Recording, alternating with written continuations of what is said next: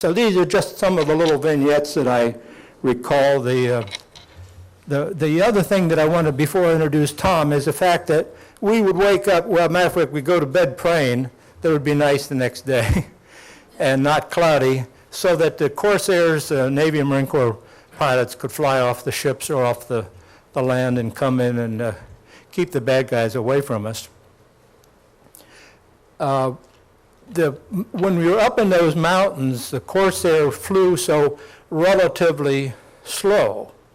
When they come down through the passes, and the wind would be so strong, if you're on top of the hill, you could look right straight out at the pilots and wave to them, and they'd give you a thumbs up, and then they'd peel off and get down and strafe some more bad guys. So I have so much admiration for the Navy and Marine Corps pilots that were over there. Tom Hudner was off the Essex. And his wingman at that time was Lieutenant Jesse Brown, who was the first black naval aviator in the Navy. And they had, I guess it was towards the end of the day, and Jesse lost oil pressure and crashed on the side of one of the mountains in the Chosin Reservoir. Tom flew around for a while, ran out of ammunition. The bad guys were coming up the mountain. He radioed to the ship to send a helicopter, and then made a decision to pancake his plane on the mountain next to Jesse and try to rescue him. And he'll give you all the details on this, but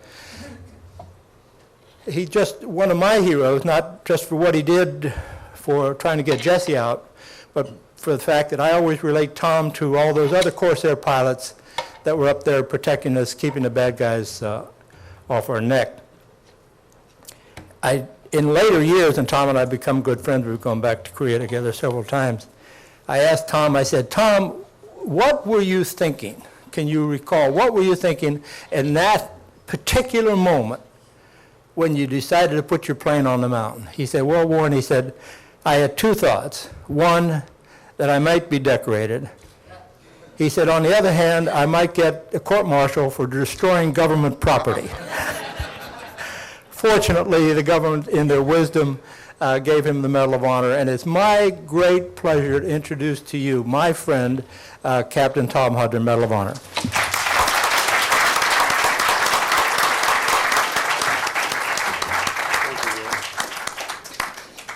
Well, thank you very much, Warren.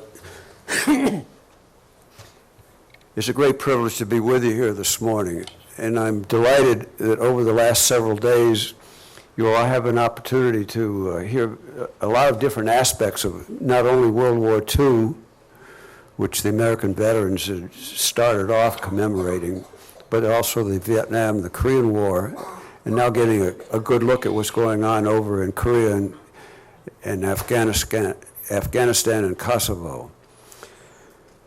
Well, I got my wings in 1948.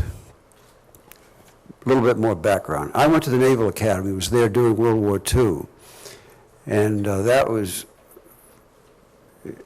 acknowledged as being the worst war in the history of mankind. It involved many tens of millions of people all throughout the world.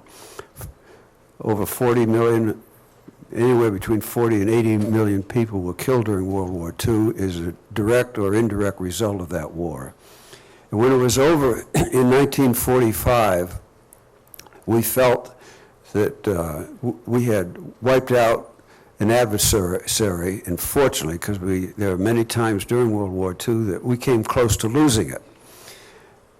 So when the war was over in 1945, I was at the Naval Academy, graduated a year later. When we graduated, we didn't feel that we really had a mission to do because the war was over. I went into aviation and got my wings in 1949, and when we were designated, we were looking forward to an exciting career. And shortly after I got my wings, the squadron we were in deployed to the Mediterranean for a usual, traditional annual cruise in the Mediterranean. And it was while over there that we got the word that North Korea had invaded South Korea. And just as Colonel Wiedhahn just said, we didn't even know where Korea was. Well, Korea didn't take much part in World War II. The Japanese did have several bases that they used for fighting the war, but it was never on anybody's mind, at least for those of us in the fleet for the most part. Korea was just there.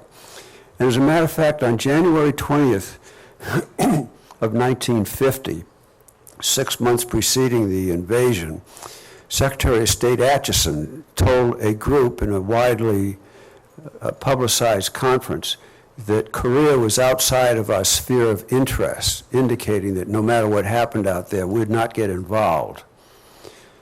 Well, that was probably a signal to the North Koreans that if they wanted to take over South Korea, that they could do so without worry about the United States. Now, if my history is correct, the dictator in North Korea, named Kim Il-sung, was interested in taking over South Korea, but he checked with the Chinese to see if they would give him support if he were to make such an attack. And the word I have was that the Chinese premier, who was it? Mao Zedong. He's assented in such a way as, well, if you want to do so, okay, but if you get into trouble, don't count on us. So they went up, he said, but you'd better get the permission from Stalin in the Soviet Union. And Stalin gave him assent, and essentially the word was the same. If you get into trouble, don't come to us. So with that, Kim Il-sung did make the attack on South Korea. And it almost turned out to be a disaster for the South Koreans. Unfortunately, President Harry Truman, who took over as president from Franklin Roosevelt before the end of World War II, was not considered to be a very strong leader, especially in Roosevelt's footsteps. And yet he had the knowledge, the background, the common sense, and a real sense of history to know that if the whole country of Korea became communist, it would be very dangerous for all of Eastern Asia, because even though the war was over, communism was a great threat to the peace of the whole world. So at any rate, that's a little bit of background about how that war started. We continued to operate in the Mediterranean for about another month or so, and we're getting better and better trained as time went on because we had conducted flying operations. And then, but out of the clear blue sky, one morning we got the word that we're going over to Korea because our forces were in desperate straits by this time. The North Koreans, because of the surprise of the attack, had really forced the South Koreans and the Allied forces way down to the south to what the Pusan perimeter, which is the extreme southern end of the peninsula. And literally, and nobody can attest to it better than Colonel Wiedhahn, they're almost forced into the water. But they were able to hold while we were getting our forces assembled to go out to help the South Koreans. Then on the 15th of September 1950, while we were still en route from the Mediterranean to Korea, they had the Incheon invasion, which turned that phase of the war around completely because they were able to get behind the North Koreans, force them around, and force them back up north because they didn't have the logistics trained to support them.